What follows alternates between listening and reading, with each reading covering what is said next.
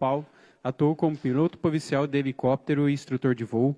Atualmente é coordenador de boas práticas na Associação Brasileira de Operações Aeromédicas. Seja bem-vindo.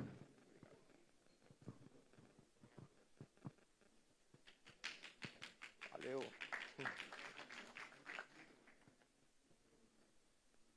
Boa tarde a todos. Agradeço àqueles que ficaram para ver a palestra, né? Eu vou falar um pouquinho do Manual de Boas Práticas do Serviço Aeromédico.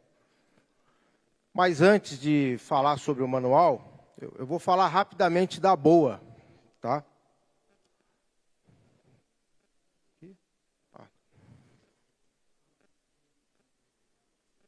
Assim.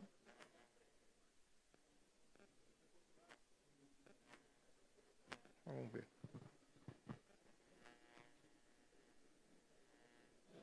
Tá. Vamos ver se vai. Bom, o que é a BOA, né? A Associação Brasileira de Operações Aeromédicas, ela foi criada em 2018. E a ideia é uma organização da sociedade civil, né? Tem base no Código Civil, artigo 53 ao 61. E a ideia é ajudar, aprimorar o setor de aviação aeromédica, seja público ou privado, tá? O que a gente quer mesmo é que mais vidas sejam salvas. A ideia é essa. Não tem nenhum foco de disputa de espaço ou de entrar na área de trabalho de ninguém. A nossa ideia é contribuir, é somar esforços, tá? E participar desse setor aeromédico. E o que eu vou falar aqui também seria uma semente para que a aviação pública, não importa, polícia, civil, militar, bombeiro, incentive a prática de padronização. Nós estávamos lá na palestra do Mena Barreto, ele falou bastante integração de indicadores, integração de padrões. E nós estamos aqui, não vendemos nada, tá?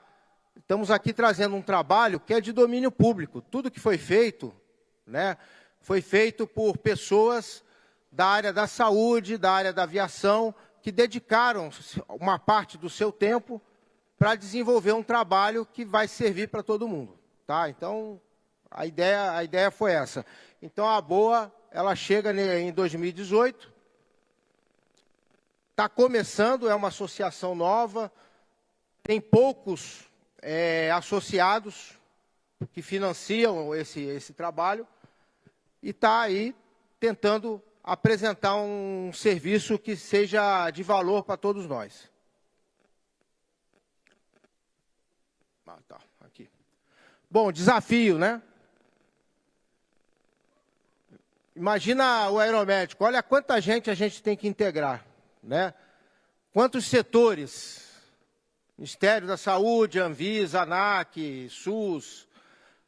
A gente já está lidando com todo mundo, né? A portaria 2048 deve sofrer um processo de atualização e a BOA já foi convidada para participar desse processo de atualização.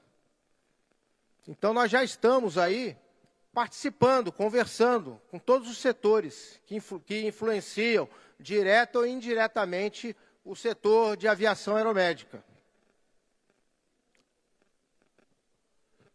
Alguns objetivos da associação: agilizar o atendimento. A partir do momento que você tem seus processos produtivos bem estabelecidos, bem escritos, né, bem definidos, você tem uma capacidade de atender, né, de transformar o seu protocolo mais ágil, mais rápido. Sem dúvida, devo ir ou não devo? É a minha área ou não é? Né? Então, a BOA, ela quer ajudar isso aí, agilizar o atendimento. Promover parcerias. Sozinho, ninguém faz nada. Essa fase de disputar quem é o melhor, quem pousa no lugar mais apertado, quem tem a melhor aeronave e tal, essas coisas já passaram, né? o que a gente tem que ter é parceria, é compartilhar conhecimento. Um ajudar o outro, não só na época das catástrofes, do desastre, que isso aí a gente sempre se ajudou, mas nos momentos em que estamos em tranquilidade. Esse aqui é o momento, estamos aqui trocando ideia, trocando conhecimento, tá? Então a ideia da BOA é essa, contribuir com a regulação e treinamento. A BOA já tem contribuído com algumas normas da ANAC, na regulação, com treinamento, ela está desenvolvendo uma pós-graduação, o serviço aeromédico. E compromisso com a excelência. Essa é uma busca contínua que toda organização tem que ter, a busca pela excelência. Fazemos bem feito, mas sempre tem um jeito de melhorar, de fazer melhor. Então, qualquer organização, né, vocês estão aqui agora, eu lembro que nós começamos lá no Águia, em São Paulo, padronizar em 2001. Né? Eu tenho certeza que em 2025, muita coisa já mudou nos processos padronizados lá do Águia. Mas começou ali em 2001. Então, olha quanta coisa vem mudando. Chegaram equipamentos novos, aeronaves novas, pessoas novas, opiniões novas.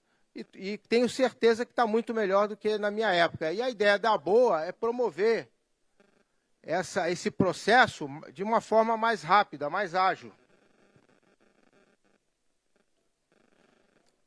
E aqui apresento o Manual de Boas Práticas, tá? É a capa do manual, nós já estamos na segunda edição. A segunda edição foi publicada no Congresso Aeromédico em Vitória, no mês de julho.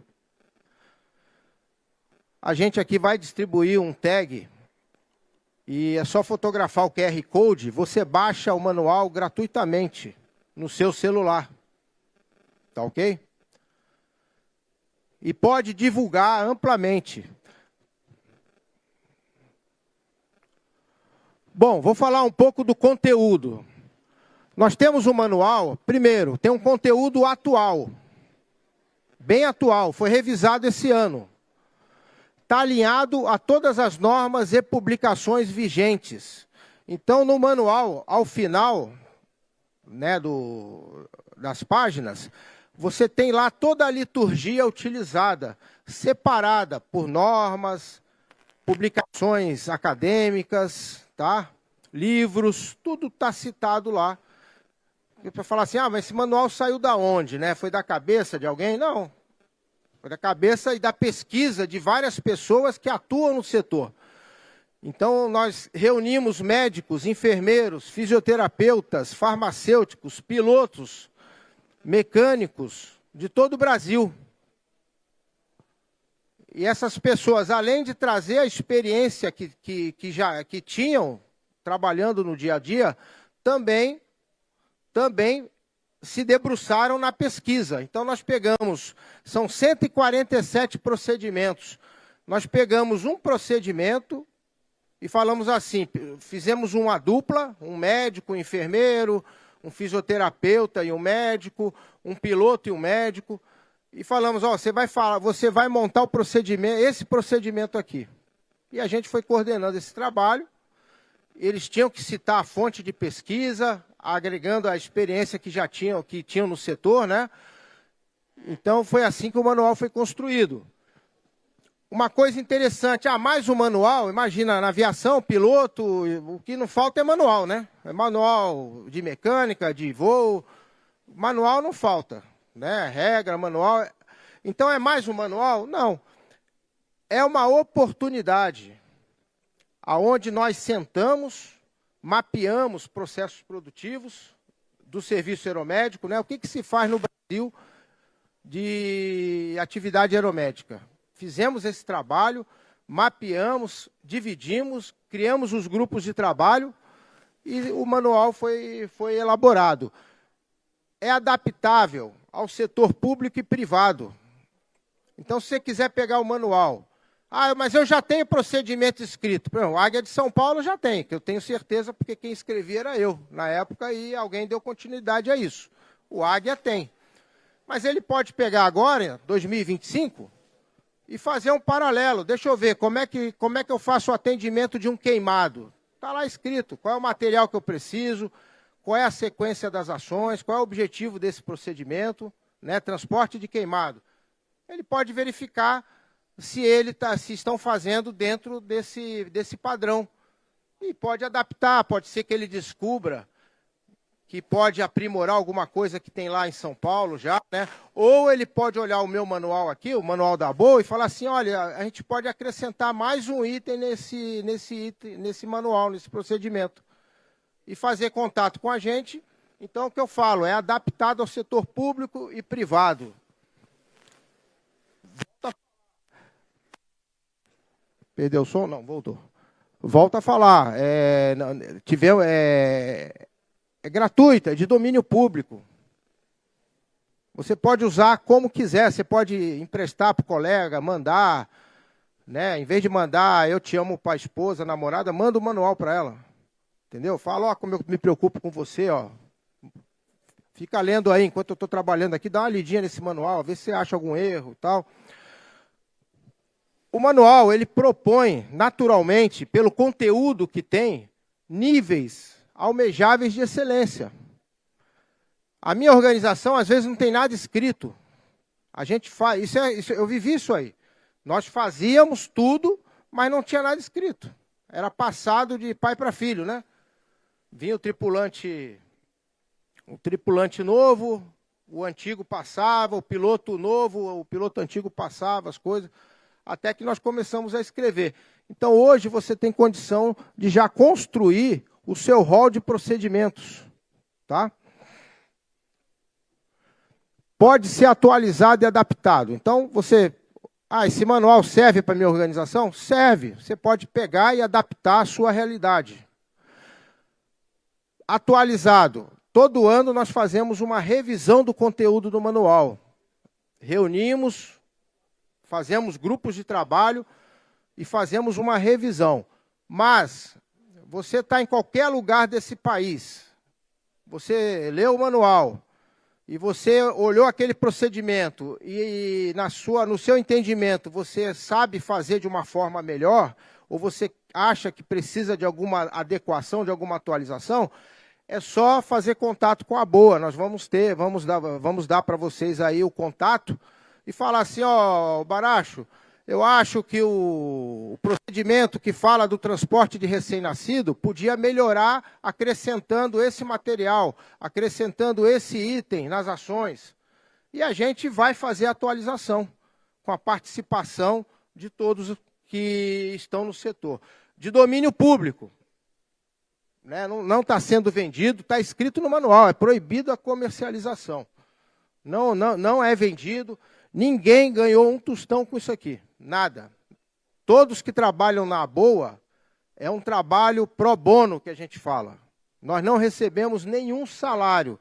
São pessoas que têm empregos, têm sua atividade e dedicam o tempo por entender que está fazendo algo em benefício do salvamento de vidas. Né? Eu já estive aí voando, pilotando, pousando na rua, já estive. Hoje já passou meu tempo. Mas agora eu estou trazendo o meu trabalho junto com um dos meus colegas para favorecer mais ainda o salvamento de vidas. Tá? Esse é o nosso propósito lá na ABOA. Não tem nenhum outro. Não tem nenhum outro propósito. Tá? Eu bato muito nessa tecla aqui. Não é um trilho. É uma trilha. Por quê? Eu não tenho que ficar preso àquilo o tempo todo. Pô, é uma regra o manual está me impondo uma regra. Não, é uma trilha. Ele está oferecendo um caminho. Então, ele pode te ajudar a seguir um caminho, mas pode ser que pela sua condição, né, pela região que você trabalha, pelos recursos que você tem, o equipamento que você tem disponível, você tenha que fazer alguma adaptação. Mas você vai chegar também naquele objetivo, você vai salvar vidas. Você vai fazer um transporte de recém-nascido. Por exemplo, o procedimento que fala sobre o transporte de recém-nascido foi feito por uma enfermeira que atuou muito tempo na Amazônia. E ela montou uma incubadora com uma caixa de papelão. Porque não tinha incubadora lá para ela fazer o transporte. E ela fez com uma caixa de papelão. E foi ela que escreveu o procedimento de transporte de recém-nascido. Tá? Então, são pessoas que atuaram, na verdade, todos atuam no setor, o único que atuava era eu, né? O resto está todo mundo lá na ativa, atuando no setor. Então, não é um trilho, é uma trilha, é um caminho a ser seguido. Integração. Então, ó, nós conseguimos trazer profissionais da saúde, da aviação, conseguimos trazer profissionais do Brasil inteiro. Da região norte, nordeste, sudeste, centro-oeste, região sul. E qual foi a coordenação desse trabalho, né? Eu peguei lá um médico da região norte, lá de Manaus, por exemplo, e montei um grupo com um enfermeiro do Rio Grande do Sul. E falei, ó, você vai falar sobre transporte de órgãos. Então, cada um tinha a sua experiência. Um voava esquilo, o outro voava avião. E eles chegaram a um denominador comum. Tinha briga, às vezes. Ah, tem que ter isso, o outro não tem que ter. Aí eu fazia reunião com eles, conversava, chegava num acordo, saiu o procedimento. Né? Peguei lá o rapaz lá do Nordeste e juntei aqui com Goiás. Saiu o procedimento. Que inicialmente o pessoal queria fazer amiguinho, né? Ah, eu estou aqui com fulaninho na minha cidade, posso fazer junto com ele? Eu falei, não, vamos aumentar esse rol de amizades. Vamos integrar, vamos trazer. Então a gente foi trazendo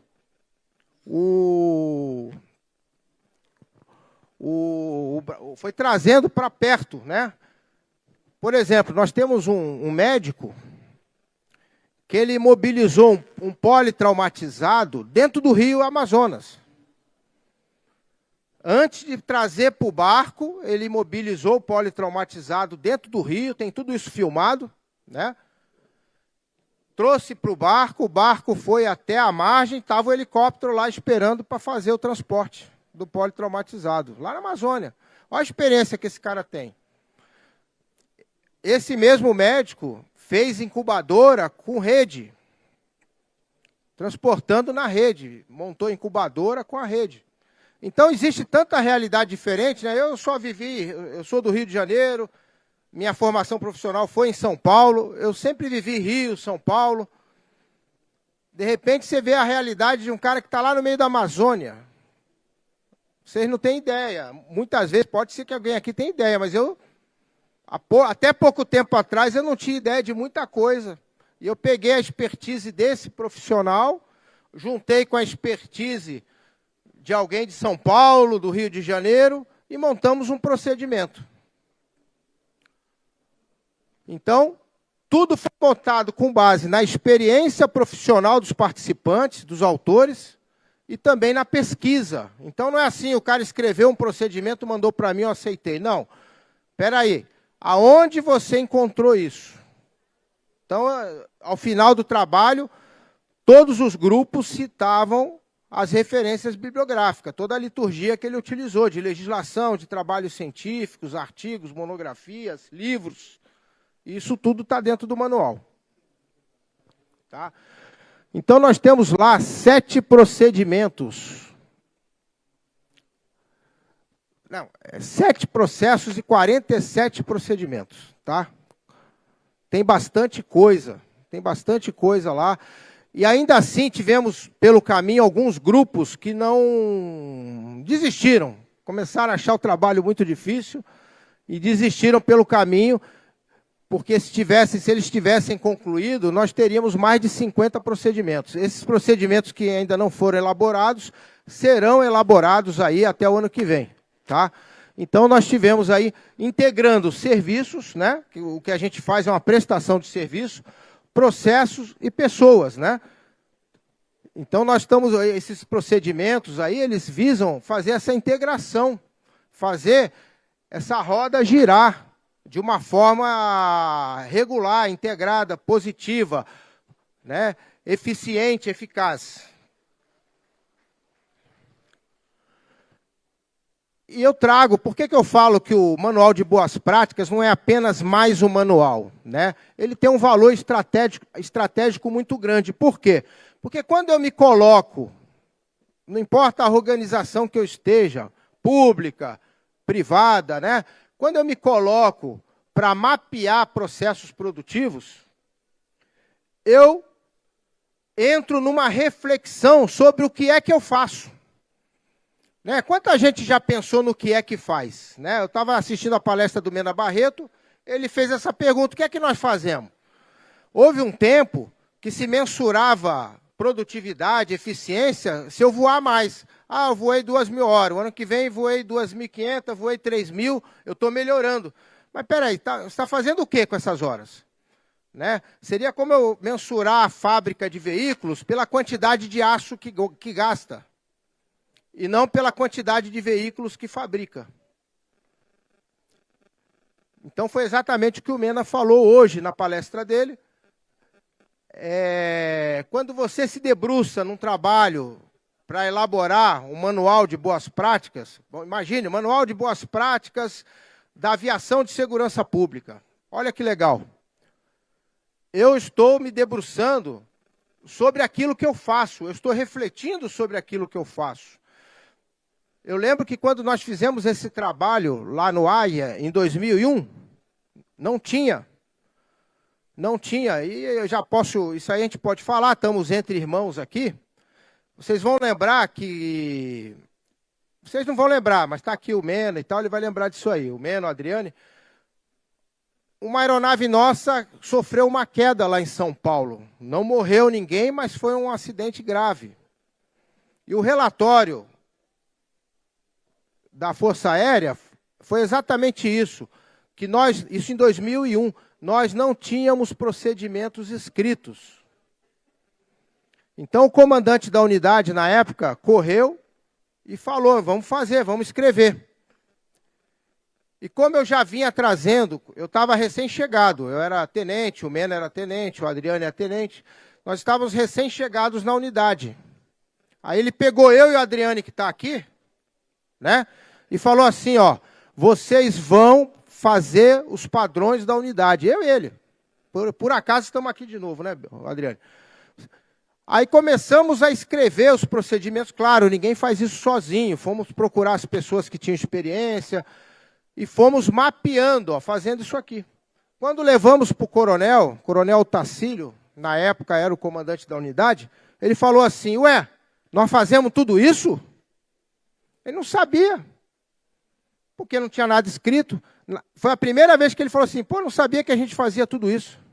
Você lembra disso, né, Adriano? Não sabia. Então, quando você se debruça na reflexão de mapear seus processos produtivos, você descobre o que você realmente faz. E a partir desse momento, se você sabendo o que você faz, tá bom.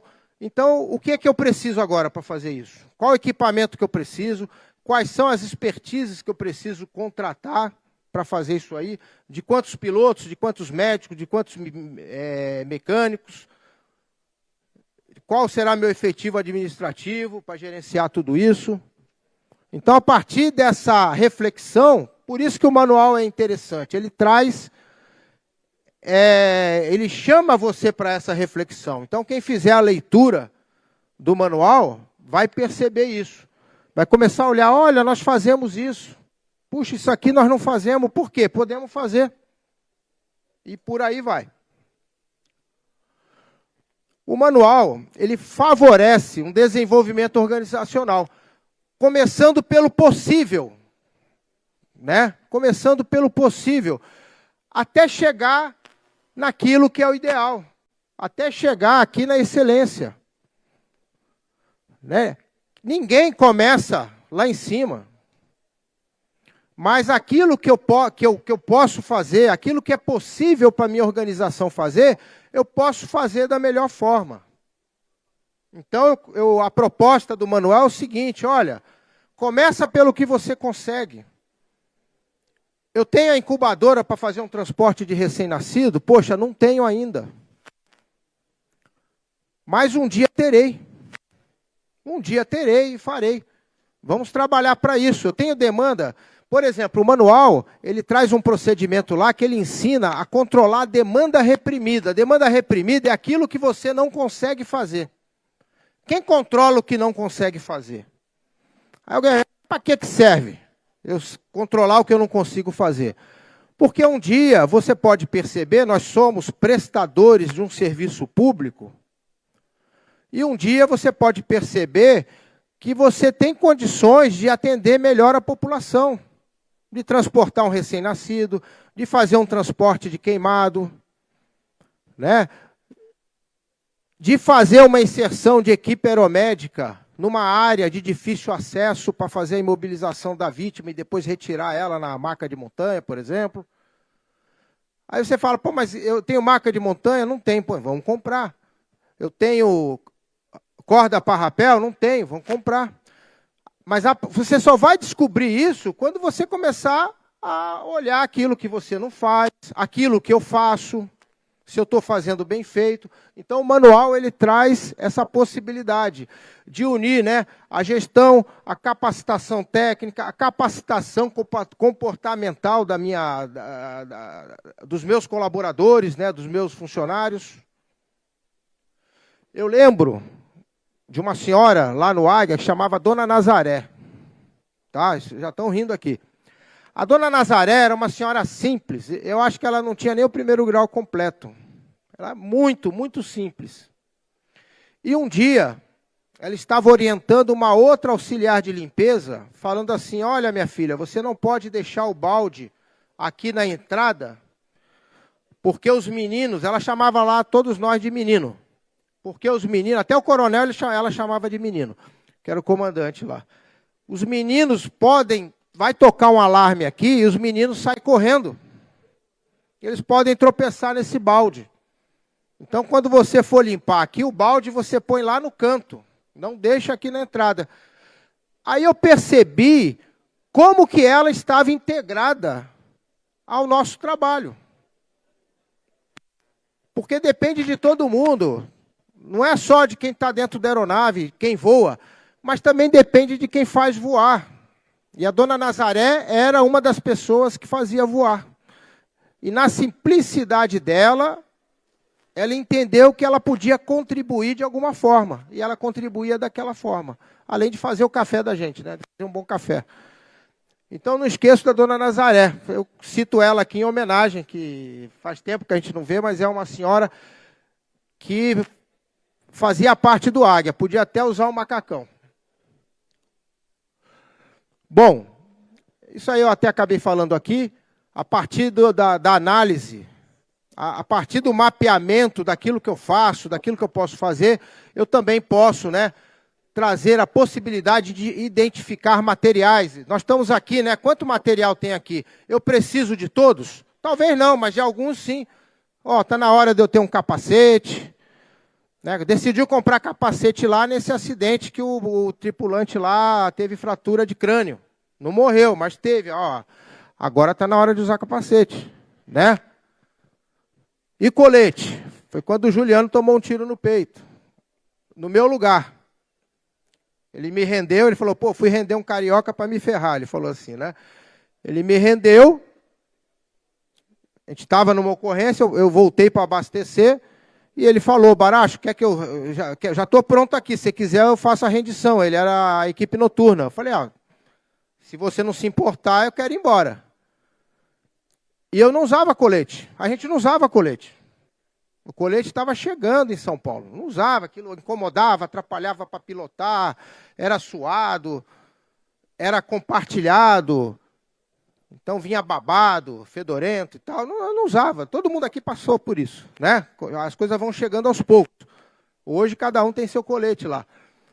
Mas naquela época, eu particularmente, inclusive eu vim da rua, vim do policiamento diário, eu não usava. E o Juliano, que é nosso amigo, ele era bombeiro. E ele não era nada bobo, ele colocava o colete. Aí eu saí, ele entrou na aeronave, ele foi para a ocorrência e tomou um tiro no peito. E está vivo até hoje, graças ao colete. Né? fatos, né? Fatos que acontecem, entendeu? Então, a partir desse processo de pesquisa, de avaliação, de reflexão para a minha organização, eu consigo identificar materiais que eu preciso, equipamentos e talentos necessários também, né? Às vezes eu preciso de mais enfermeiro do que de médico, às vezes eu preciso de mais tripulante do que de piloto, mas eu só vou descobrir isso se eu souber o que eu faço, exatamente o que eu faço. Finalmente, aqui o Manual de Boas Práticas, ele vai auxiliar aos processos decisórios, às tomadas de decisão, tá? Não só dos comandantes, dos gestores, né? Compra ou não compra essa aeronave, compra ou não compra esse equipamento, não só por isso, vai ajudar nisso. O cara conhecendo o que ele faz, eu preciso de um imagiador, vamos comprar, né? Difícil é quando você compra um equipamento e não usa, porque tem casos desses por aí, de organizações que compraram equipamentos, mas não usavam, elas não precisavam daquilo. Então ele foi ficando guardado no almoxarifado lá, foi ficando velho, desatualizado, aí muda comando, pô, mas tem isso aqui? Tem. Ah, vamos usar. Aí quando vai ver, o negócio não serve mais. E nunca foi usado. Isso é fato, gente. Não estou aqui para dizer foi esse, foi aquele. Isso acontece. Isso acontece muito por aí, né? Alguém idealiza alguma coisa, olha, eu acho que nós temos que ter tal equipamento, devemos usar, devemos utilizar. Aí depois vai descobrir que não precisa, né? Pode ser até, eu preciso dessa aeronave, vamos trazer essa aeronave para cá. Aí vai descobrir que não tem demanda para ela, a aeronave fica parada. E ela gasta dinheiro, né? Voando ou não, você gasta dinheiro. Tem que fazer manutenção e tal. E aí, às vezes, algumas coisas só vai se descobrir na prática, né? A aeronave apreendida, né? Quem já não sofreu com isso? A aeronave apreendida, né? Olha, tem um BEL lá e tal, apreendido pela justiça, que é a nossa cara. É a nossa cara, traz para cá. Aí vai, fala com o juiz, fala com o promotor, faz acordo operacional e tudo, manda a carreta lá buscar o helicóptero, traz o helicóptero, aí vai descobrir, o motor já não vale mais nada, as pás estão vencidas. Aí vai ver que para reformar o negócio gasta mais que outra aeronave. Aí quer devolver à justiça, não, agora fica com você não traz mais isso aqui não. Agora guarda aí fica no hangar, põe uma capa nele, em cima dele, para esconder. Esconder assim, né? Não é esconder, mas assim, não quero nem ver mais esse negócio para lembrar essa besteira que eu fiz, né? Então põe a capa lá em cima dele, deixa lá e fica lá. Até um dia alguém resolver o problema. Isso não é conto de fada, hein? Não é conto de fada. Em algum lugar do mundo já aconteceu. Então, apoio aos processos decisórios também na área operacional. Também na hora do atendimento da ocorrência. A partir do momento que eu tenho meus procedimentos escritos e bem divulgados na minha força de trabalho, ele já sabe o que fazer. O meu piloto, desculpa se eu falo muito tripulante operacional, porque eu sou daquela época que o operador aerotático era tripulante operacional. Então, quando eu falar tripulante operacional, é o operador, tá? Que é uma figura importantíssima na nossa aeronave. Então, você está no atendimento de uma ocorrência, principalmente o aeromédico. Pouso, não pouso, devo ir, não devo.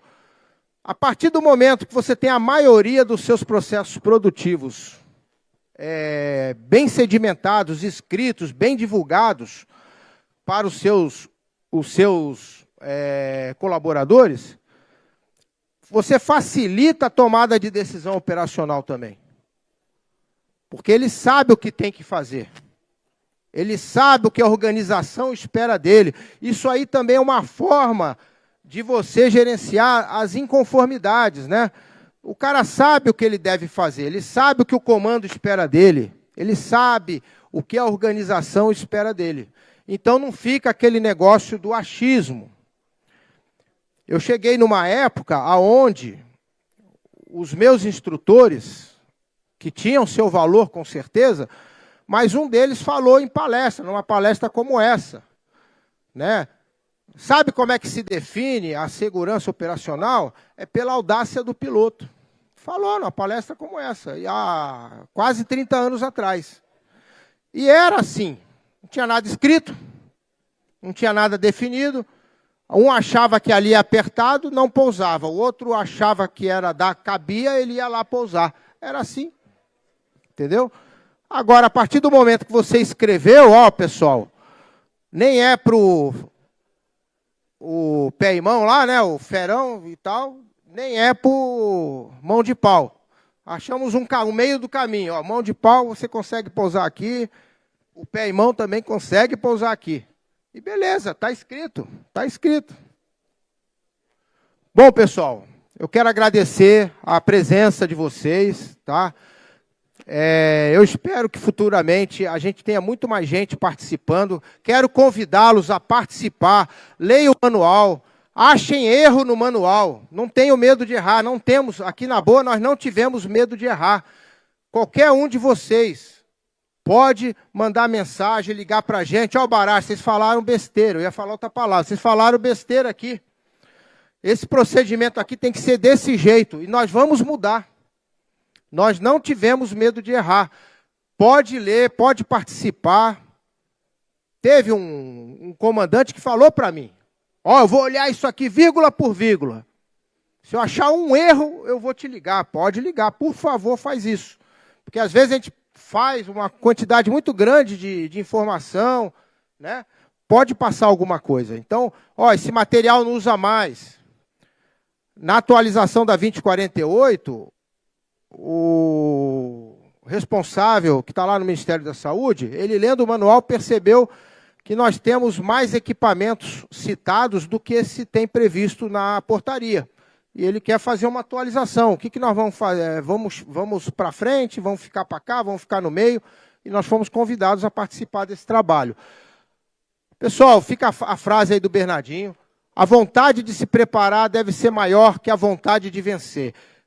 E o Manual de Boas Práticas é uma ferramenta que vai ajudar a todos nós a se preparar melhor, né, nessa jornada, nesse propósito de salvar mais vidas. Tá? Bons voos com boa gestão para todo mundo aí. Obrigado. Senhores, alguém tem uma perguntas? Perguntas? Não? Sim. Gostaríamos de agradecer profundamente ao Tenente Coronel Marcos pela palestra aqui ministrada. E para materializar esse momento, convidamos o Coronel Adriane, da Polícia Militar do Estado de São Paulo, para que faça a entrega de uma pequena homenagem ao senhor. Muito obrigado pelo trabalho.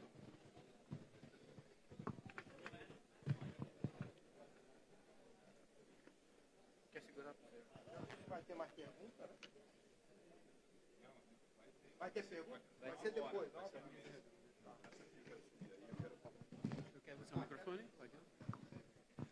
Bom, senhores, é uma honra estar podendo prestar essa homenagem ao amigo Baracho, amigo de turma de piloto lá de São Paulo. Apesar de ser carioca, mas ele é paulista, na verdade, né? Ele fez escola lá e entramos na mesma turma de piloto, mesma turma do Mena Barreto, eu, Baracho, Coronel Galo, que está aqui, o atual comandante do CAV PM de São Paulo, Coronel Barreto, todos da mesma turma lá de 2001, lá no antigo GR Paz João Negrão, lá em São Paulo. Então é uma honra estar podendo passar isso aqui para você, Baracho.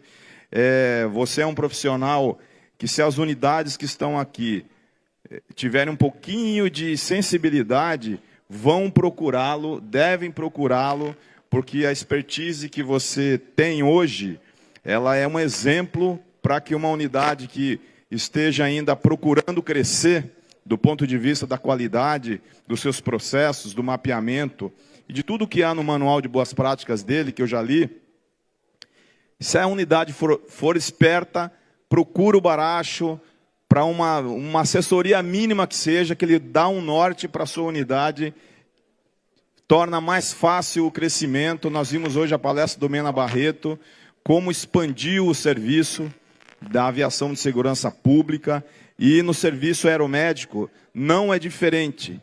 Se ele já tem isso pronto, por que não utilizar? Por que não colocar em prática? Então, Baracho, é uma honra, quero passar às suas mãos aqui uma pequena lembrança do nosso Naveseg. Obrigado. Posso falar um pouquinho rápido? Coisa rápida? Pessoal, eu queria falar uma coisa aqui muito interessante. Nossos filhos quase que nasceram na mesma época, né? Nascia um dele numa semana, na outra semana nascia o meu, depois nascia o do Mena, depois nascia o do Galo. Eu estava em instrução, a gente estava em instrução ali no Campo de Marte, começando a carreira de piloto. O Galo atravessa correndo, abanando os braços. Eu já estava no helicóptero girando, eu falei para o capitão Scherg, né? Capitão, acho que o Galo quer falar alguma coisa. O Galo atravessou a pista de táxi, né? Olhando os helicópteros se passavam ou não e tal. Aí pôs a boca no fone assim e falou, seu filho nasceu. Meu,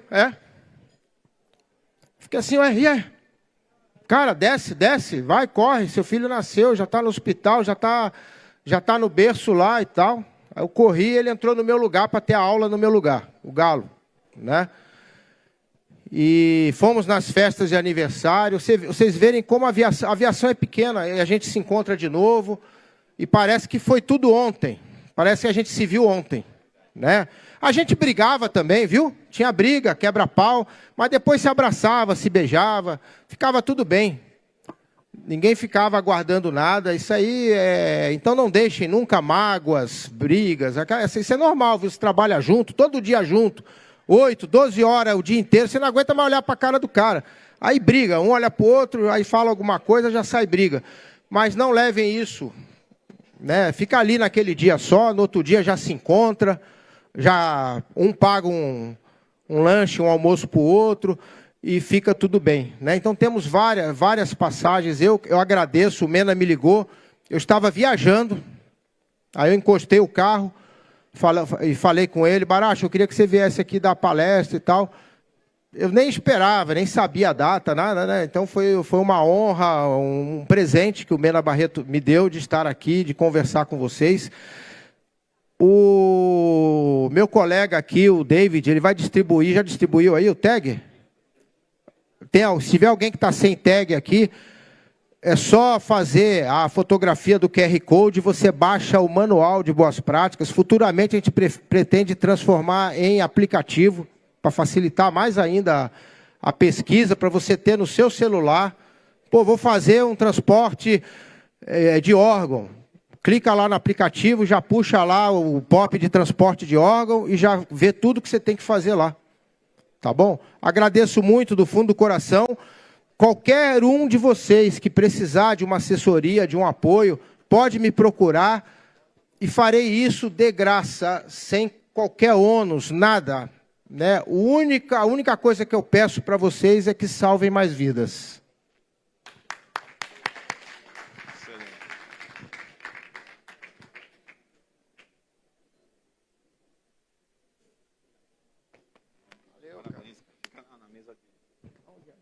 Vamos fazer aqui em cima. Quantas cadeiras?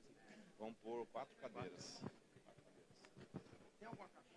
Senhoras e senhores, vamos organizar a mesa redonda e já temos início logo em seguida.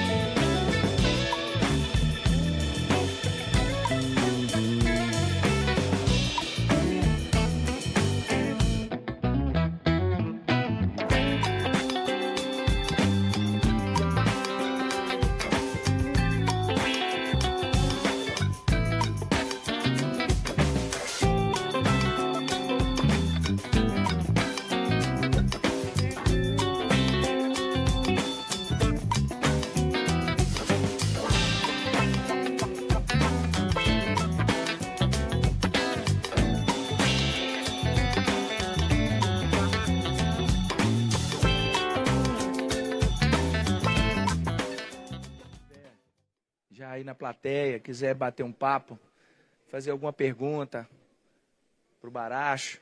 Nós temos aqui o comandante aqui também, que é da Polícia Civil, mas também faz resgate aeromédico lá na sua base. A gente lá em Goiás também, principalmente, é o nosso carro-chefe, viu, Baracho? Mais de 90% das nossas ocorrências, elas são do aeromédico, são aeromédico.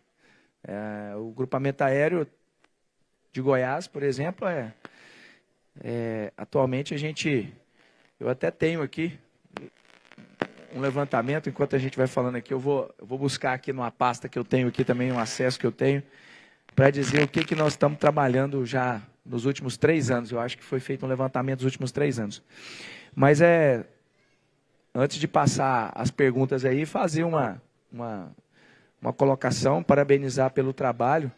E realmente a gente já estava dando uma olhadazinha ali no manual. Nós temos um enfermeiro lá do nosso grupamento que apoiou aí, o Gustavo. O Gustavo, isso. Isso, o Gustavo é um cara fantástico, um cara que é realmente apaixonado pelo aeromédico. Hoje ele faz parte da Secretaria Estadual de Saúde, fez um concurso. Na época ele voava com a gente pelo SAMU, numa parceria que a gente tinha. Hoje ele está pelo CIAT, então ficou muito melhor, porque agora, basicamente, ele tira serviço lá no nosso grupamento, direto. Então, parabenizar mesmo, e como o Adriane falou, eu acho que se a gente tiver pelo menos um caminho, e esse caminho já está colocado aqui por vocês, né, da boa, a gente pode realmente melhorar bastante. Tá bom? Alguma pergunta da plateia, inicialmente, por gentileza? Mena. Bem, boa tarde aí, render o meu agradecimento aí ao Baracho aí, que excelente serviço, tanto na boa, né, mas na verdade foi o derivado aí da questão do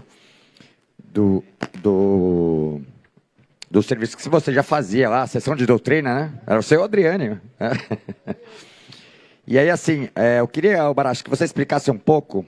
Eu sei que a gente está falando aqui a questão dos processos aeromédicos, né? Mas eu queria ampliar um pouco esse escopo. Trouxe até o delegado Mondini, que na minha palestra até comentou, né? Foi, Polícia Civil, né? Tem 2 bases, 2 helicópteros, o terceiro é o 44, mais 2 esquivos, né? E os caras são destaque na quantidade de vítimas salvas, né? Na estatística do Brasil, né? Então, isso aí demonstra o seu empenho em otimizar o recurso público, né? Não é aquela história que eu falei. Independente de quem seja, você está salvando, está atendendo a população. E aí, quando a gente fala em processo, procedimento, que deve ser muito difícil para vocês, né? Porque vocês não têm uma... Tivemos que copiar de quem já estava operando. Exatamente. Né? Então, queria até que o Baracho explicasse, né? Tem os novinhos aqui, né? Cadê o... Até acho que saiu o Nascimento, que é lá do CAV, de como surgiu os POPs, né? Você fala, pegaram o cara mais antigo para fazer o POP, o cara mais experiente, né? Então eu queria que o Baracho contasse aí como foi o... Lá, isso, Para ter a noção de, tipo assim, não só basta a vontade, né? Só basta a vontade. E aí, a partir do momento que você dá o primeiro passo, a coisa evolui, né? Então, conta aí, Baracho.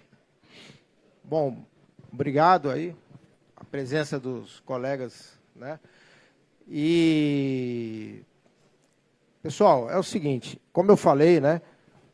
Um pouco antes da gente chegar lá, nós tivemos um acidente muito grave, que podiam ter morrido.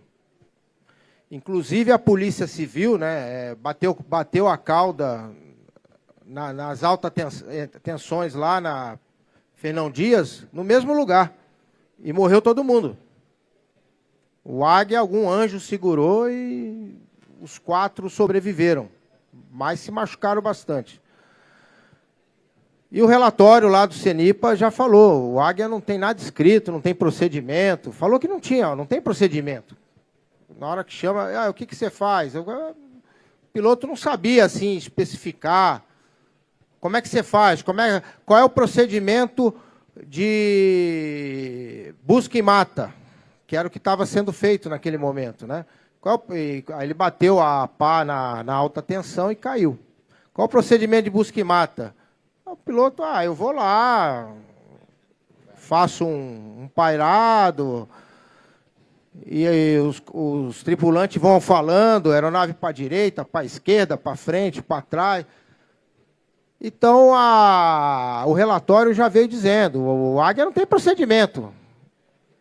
Né? Cada um faz o que quer lá, depende de quem está. Um tem mais experiência, o outro tem menos. Né? Às vezes, e nem sempre o risco era maior com o que tinha menos experiência. Às vezes o que tinha mais experiência era mais audaz, né? Que falava, como o comandante falou lá, um dos nossos pilotos falou, olha, aqui a segurança depende da audácia do piloto. Falou na palestra, tinha gente da aeronáutica, do exército, né? E a gente era tudo tenente, né? Os caras tudo major, tenente-coronel, a gente não podia fazer nada, né? Só tinha que escutar. Mas isso faz 30 anos, né? Então, o comandante da época, que era o coronel Tacílio, eu já tinha uma experiência de padronização na área de policiamento diária, eu já tinha participado do programa de padronização do policiamento, e o comandante escolheu eu e o Adriane, que era do bombeiro. O bombeiro já tinha procedimentos escritos. Antes do Águia, antes da polícia, o bombeiro de São Paulo já estava à frente, assim, sabe? Anos-luz, já tinha um monte de procedimento. Aliás, eu olhei muita coisa do bombeiro lá de São Paulo para entender, porque eu falei, e agora, como é que eu faço esse troço aí, né? Como é que eu faço o POP? Aí eu fui olhar, aí pôs o Adriane, que vinha do bombeiro, eu vinha do policiamento e tinha essa expertise de padronização. E criou a sessão de doutrina. Isso aí era 2001, tá? A sessão de doutrina era uma salinha assim e uma mesa para nós dois. Ele sentava de um lado, eu sentava do outro. E a gente ficava conversando e íamos atrás de tripulantes antigos que tinham experiência. Como é que você faz rapel? Aí o cara ia explicando, mostrava, a gente tirava foto. Como é que você faz o cesto? Como é que você faz a Bambi? E pilotos, pegamos pilotos antigos, fomos perguntando e anotando. Quando eu enchia o saco, ele ia fazer. Quando ele enchia, deixa que eu faço. É um trabalho difícil. Não é um trabalho fácil. Não é um trabalho fácil. Mas nós fomos fazendo, aí nós percebemos que algumas práticas, elas se assemelhavam. 86 e tal, tudo no disquete, né? E fomos separando as atividades, por exemplo, a parte aeromédica, separamos aquilo que era aeromédico, resgate aeromédico, transporte de órgãos, coisas ligadas à saúde, a gente separou. Aí, esses negócios aqui, Bambi, rapel, chamamos de operações específicas. Separamos. Então, quem ia fazer utilizar o cesto, utilizar o pulsar, utilizar a caçamba Bambi, utilizar o rapel, o guincho, ele ia nas operações específicas. Separamos as operações policiais aéreas, busca e mata, voo preventivo, voo de trânsito policial, e fomos construindo, né? E chamamos de operações policiais, operações aeromédicas, operações específicas, e fomos separando, e acho que talvez até hoje seja assim, tenha ficado assim, tá? E escrevemos esses procedimentos, depois começamos a divulgá-los para a força de trabalho, os tripulantes, policiais. E esse efetivo começou também a olhar e corrigir aquilo que, esqueceu de colocar isso, olha, a velocidade para o voo preventivo não é essa, é aquela e tal. E a altitude tem que ser essa, porque se a aeronave perder potência, tem tempo de fazer uma autorrotação. Então fomos desenvolvendo esse trabalho, depois submetemos a... Então, nós abrimos mão dessas coisas assim, às vezes, né? Pô, o meu subordinado vai ficar pondo pitaco aqui no meu trabalho, né? Não, mas é ele que faz. E eu preciso ouvir o que ele tem a dizer sobre isso, porque é ele que faz. Então, a gente foi... Lá na época tinha imagiador, né? O uso do imagiador. Então, o uso do farol de busca. Fomos desenvolvendo... Eu tenho isso aí escrito até hoje, né? Tem também? Tem isso escrito até hoje. Eu tenho disquete, viu? Eu tenho disquete guardado, eu tenho os disquetes. Eu não tenho aonde enfiar mais esse disquete, mas... Aí depois evoluímos para o CD, ficamos felizes, evoluímos para o CD. Aí ficava mais fácil, porque um disquete só não cabia todo o negócio. Aí tinha que ter 3, 4 disquetes, né? Aí veio o CD, já cabia. Aí ficamos muito felizes com o CD, né? E agora, e tudo isso ficava na rede também. A gente tinha uma rede compartilhada no Águia e disponibilizava na rede. Então a gente favorecia que qualquer pessoa especialista ali do Águia pudesse entrar em contato com a gente e pedir essa atualização. E a cada 6 meses, era um trabalho, a gente fazia uma revisão, uma atualização e fazia a publicação. E controlava isso aí, tá? Esse era o trabalho. E não deve estar sendo assim até hoje, né? Com certeza melhorou. Então, começamos em 2001, esse processo aí. Tá, ok? E eu passei a vida toda mexendo com qualidade, com padronização. Mais tarde, a PM me chamou para fazer a carta de serviços da Polícia Militar, porque tinha muita coisa, né? A mulher está grávida, ligou o 90. Manda a viatura lá socorrer a grávida. Não é a função da PM isso. É a Secretaria de Saúde. Então, começamos a separar, né, o que era realmente o portfólio de serviço da Polícia Militar, né? E eu participei desse trabalho e eu não conseguia escapar. Eu tentava até fugir, viu? Tentava até sair. Não, chama o Baracho. E chama o Baracho. Isso caiu sobre mim como uma praga, não teve jeito. Tá bom? Bem, boa tarde. Coronel Fábio Braga, do CBMER, juiz lotado na SOAER. Né, primeiro, dar parabéns para você, né, comandante Pubene, né, o trabalho que vocês fazem no CONAER, na BOA também. É um trabalho muito semelhante ao NAVSEG, piloto policial, então, de suma importância para a aviação, né, de segurança pública do Brasil. Mas, dando continuidade à pergunta aí do coronel Mena, o senhor contou a experiência que o senhor teve aí na criação e agora, nesse momento, agora... um outro tipo de público, que é o médico, o enfermeiro, né, que não são militares. Eu acompanhei também a criação e a atualização do manual da ABOA. Como é que o senhor enxerga? Como é trabalhar agora com esse grupo, né, de civis, de médicos, do SAMU? Eles contribuem bem, igual aos militares. Eu queria que o senhor passasse essa visão, né, anterior que o senhor teve nas forças de segurança, né, públicas e militares, e agora com esse público civil, né, de médicos, a contribuição que eles possam fazer, não só, né, para, às vezes, serviço civil, mas também militar. E aí, obrigado, Braga. O Braga é um dos autores também, né? Tá no nosso manual. Quem abriu o manual vai ver os autores, são citados. O Braga é um dos autores também, está lá, nos honrou aí com a participação. Olha, eu estava aposentado, sem fazer nada, como meu filho fala, né, balangando o beiço. Tem um filho que hoje é aspirante do Corpo de Bombeiros do Estado do Paraná, né, tá para ser promovido a segundo tenente, e ele trouxe esse termo: "Ô, pai, tu fica aí balangando o beiço, não faz nada e tal". Então estava lá balangando o beiço. Aí ligou a BOA, ligou a Cláudia, diretora executiva da BOA, com a proposta de se fazer esse manual. E eu não sabia bem, né, o que eles queriam, qual objetivo queria atingir. Eu estava meio assim, né?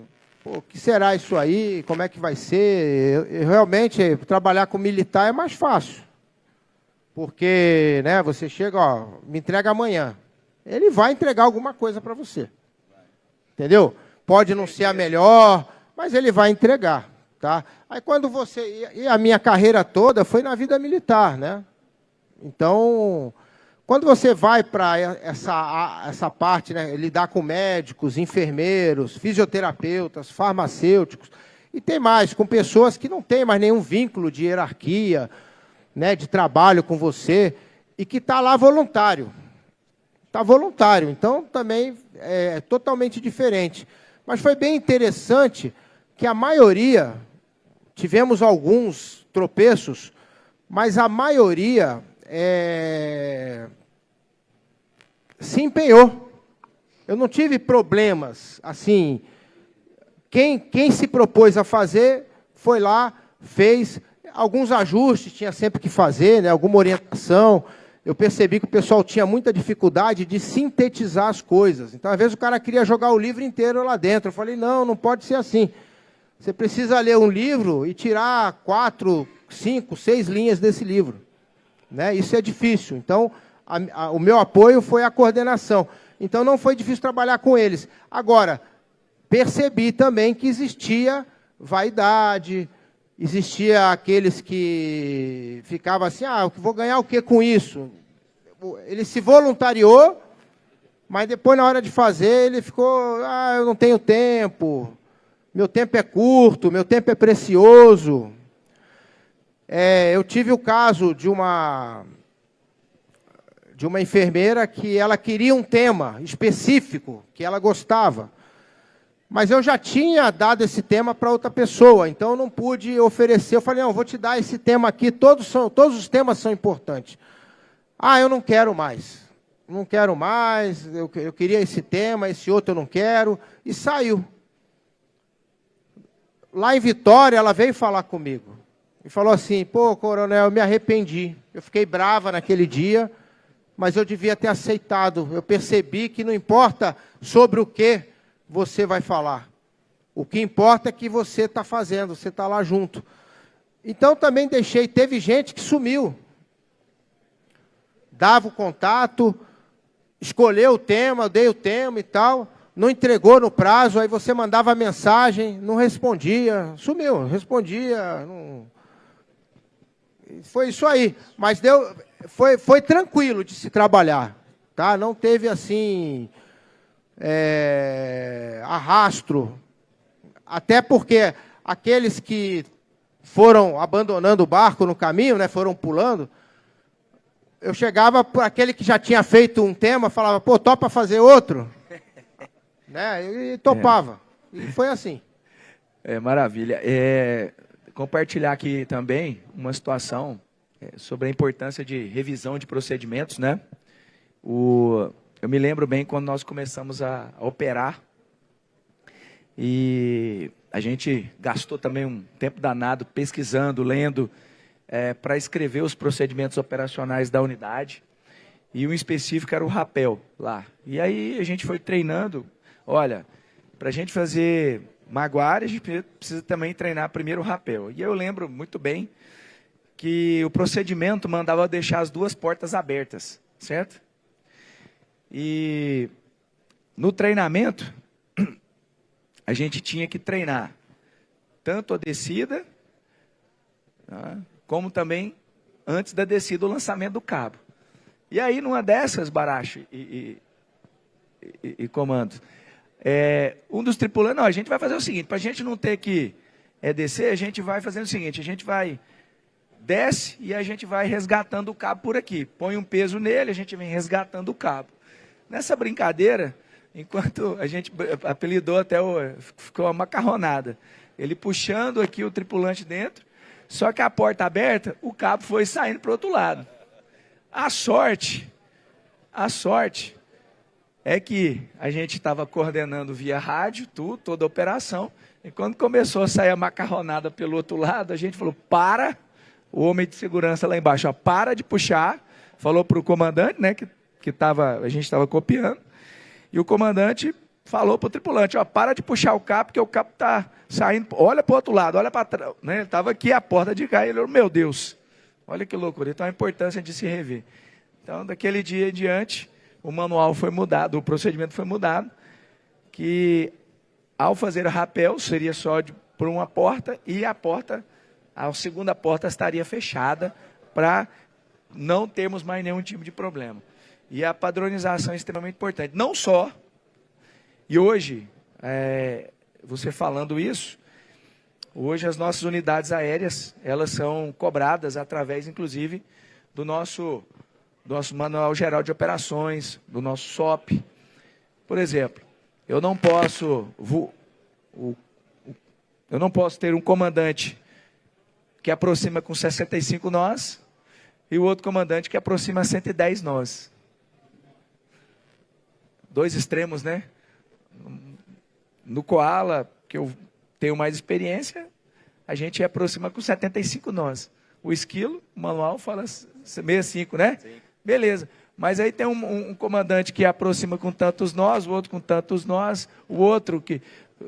Quer dizer, olha só como é que a gente tem. Então hoje, se na sua época que você fez, tinha isso, hoje a ANAC nos cobra muito mais coisas do que a gente tem que obedecer. E essas questões têm que ser muito bem estudadas, né, comandante? Da minha parte, na realidade, eu vou fazer até um testemunho aqui, né? Nossa unidade existe há 21 anos e eu cheguei em 2012, numa unidade recém-criada, como o Mena disse, delegados antigos, mas que fizeram acontecer, tiveram todo o mérito até aquele momento. E como recruta, chegando na unidade em 2012, falou, ó, não temos papel, tá por conta do senhor aí. Quer voar, vai ter que fazer voar. Aquela história, né? E como que nós procuramos referências? A nossa origem é o SAER do Rio de Janeiro. Como todos sabem, SAER do Rio de Janeiro é uma excelência na aviação, mas naquele período não tinha nada no papel. Então, galera lá tinha muita experiência em tudo que vocês possam imaginar de polícia, mas não tinha nada no papel. Vamos nos socorrer a quem? Por sorte, tinha 2 tripulantes SAFO, buscou os colegas da PM de São Paulo. Então, hoje, o MOP, os SOPs, tudo que nós temos na parte policial, a base é Polícia Militar de São Paulo. Obviamente que precisamos fazer adequações das nossas realidades, né? Toda vez que nós temos alguma missão crítica, fizemos sempre um debriefing e ali são atualizados todos os manuais por parte policial, mas que a base veio da Polícia Militar de São Paulo, então, até um agradecimento do senhor. E queira ou não, a base do senhor serviu para a base nossa lá. A base não, os procedimentos do senhor, que talvez ninguém saiba. E depois, em 2014, começamos uma árdua tarefa, porque nós tínhamos 2 bases, as 2 funcionamos muito bem na parte policial, na parte de operações com a Polícia Civil e a Polícia Militar também, por conta da, até então, dificuldades de aeronave. Então, sempre fluiu muito bem a integração entre Polícia Civil e Polícia Militar aqui. Mesmo porque, tirando a capital, onde tem Polícia Civil, não tem Polícia Militar e vice-versa. Então, há essa integração muito boa. Tanto é por conta dos números grandes, né? Todos aqueles números que eu passei na época, tanto do salvamento quanto do polícia, é porque ali tem operações integradas com a Polícia Militar, né? Dificilmente há 2 helicópteros, tanto da Civil na PM, numa missão, exceto quando é algo grande. Então, muito daqueles números tem parte da Polícia Militar, operações com as polícias militares. Em 2014, vendo aquela necessidade de incrementar e buscar algo mais para as nossas aeronaves, começamos a buscar o aeromédico. E aí, mais um agradecimento, eu já cansei de falar para ele, o Beni. O Beni, eu te diria que se existe um pai no aeromédico aqui, de fora, um padrasto, vamos dizer assim, o Beni é um padrasto nosso aqui. Estava começando a empresa a evoluir de lá dele, estava começando a querer engrenar o Comair, e aí ele ajudou, assim, ó, enormemente na questão dos nossos manuais na parte aeromédica. Posteriormente evoluiu, antes era convênios com secretarias municipais, né? E agora, como o Dr. Bruno falou aqui, houve uma padronização estadual, então todas as aeronaves, Polícia Civil, Bombeiro e Polícia Militar, operam no aeromédico no mesmo padrão. Na nossa base, como tínhamos a origem municipal, então não tínhamos vinculação, quisemos evoluir um pouquinho na parte médica, né? Então, hoje, os nossos operadores na parte do resgate estão aptos a descer de rapel, fazer todo aquele resgate. Porém, como uma das nossas bases pega toda a Serra Catarinense, a gente, infelizmente, atende situações inusitadas, principalmente nos canyons, né? Por vezes, politraumatizados, nosso tripulante vai descer, conseguir fazer uma estabilização ali de um APH tático e extrair a vítima de lá. Mas a gente queria evoluir em situações que não houvesse, ou que o tripulante não tivesse como dar um atendimento mais especializado. Começamos a evoluir para os médicos e enfermeiros descer de rapel também, né? Então, hoje todos os médicos e enfermeiros do SAER estão aptos a descer de rapel numa situação. E isso a gente não tem no papel ainda. Por quê? Começamos a evoluir, tem aquela questão, se o médico descer e começar a dar atendimento, ele não pode abandonar o paciente. Mas o médico não tem o treinamento para extrair a vítima do local, não tinha. A partir do momento que entrou essa outra empresa que hoje presta serviço aeromédico, já começou a questionar, mas o médico não é responsável por essa parte de resgate. Então, nós estamos ainda numa construção. A parte técnica, quando o senhor falava, já dei uma olhadinha ali, eu vi que tem alguma coisa de extração junto com a equipe médica, então, com certeza, já vou buscar ali alguma coisa. E a gente está buscando evoluir nessa parte jurídica e se, de fato, a empresa encampa isso, né? Porque tem toda a questão trabalhista envolvendo. Antes, quando nós estávamos na parte municipal, ali a gente conseguia ter um pouco mais de liberdade. Porém, agora houve, não vou dizer assim que engessou um pouco mais, porque não é esse o termo, mas que tem outras questões a serem analisadas, né? A parte jurídica do médico, se de fato o médico que está contratado para o aeromédico ali, ele já está abarcado nessa parte trabalhista, jurídica, de descer, correr esse risco. Então, estamos patinando um pouco nisso. Vem mas eu insalubridade, acredito, né? É questão da insalubridade. Sim, do tem trabalho, muitas situações que da a gente nem imagina. periculosidade. Então, estamos buscando e acredito que agora, junto com o pessoal de lá, nós vamos ali procurar a boa para tentar equacionalizar isso. Mas parabéns aí por tudo que o senhor fez e sinta que a nossa unidade é muito grato a toda a Polícia Militar de São Paulo lá por conta dessa parte teórica, né? Pessoal, eu queria também destacar uma coisa que eu até devia ter falado durante a palestra e acabei deixando passar. As organizações públicas, não importa, né, municipais, estaduais, federais, elas podem se associar à BOA e não pagam nada por isso, tá? Mas por que eu vou me associar à BOA? Nós já temos aí a Polícia Rodoviária Federal e o Notaer do Espírito Santo. Já são associados da BOA. Não pagam nada por isso.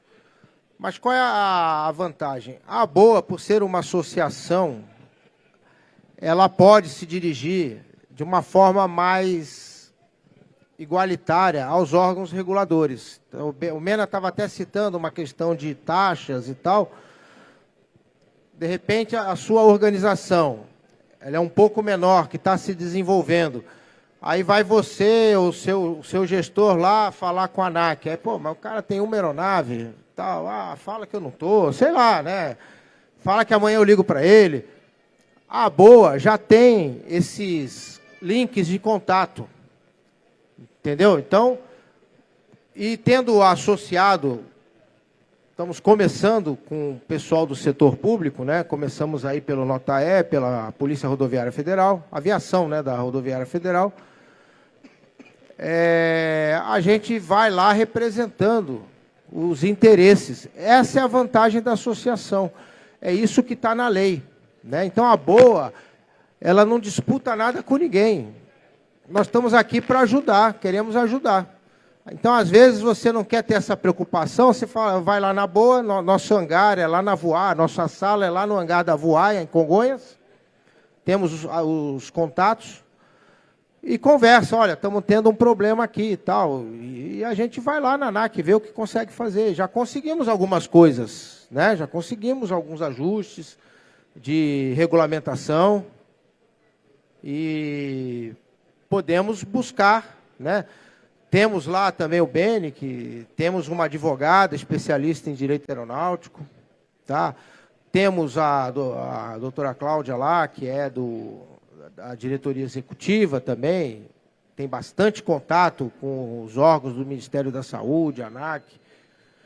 Então, temos algumas figuras lá que abrem caminho. Caminhos, às vezes, que é um pouco mais difícil para quem está... Você está aqui, você é Santa Catarina, né? E o negócio está lá em Brasília, às vezes, para resolver. Então fica difícil, né? E você é da área operacional, administrativo, é tudo, faz tudo, né? Troca a hélice do avião em voo. Troca a hélice do avião em voo. Então fica difícil você, às vezes, se ausentar daqui, ir lá para Brasília, falar com alguém, mas pela associação, você traz o problema para a associação vai estudar o problema e ela vai buscar quem vai resolver esse problema. Então, eu incentivo aquelas organizações públicas que se interessarem de se associarem à BOA, porque nos fortalece para sermos escutados, né? E somos uma representação, não só do aeromédico, né? Porque a gente pode ir lá e falar, olha, vocês estão aqui atrapalhando o negócio aqui, não dá para dar uma relaxada e tal, e já conseguimos alguma coisa já, tá? Maravilha. Agradecemos aí mais uma vez o comandante Baracho e dizer da nossa gratidão aí realmente por tudo que você já fez e tem feito aí para a aviação de segurança pública e principalmente agora no aeromédico. Muito obrigado. Passa aqui ao nosso mestre de cerimônias.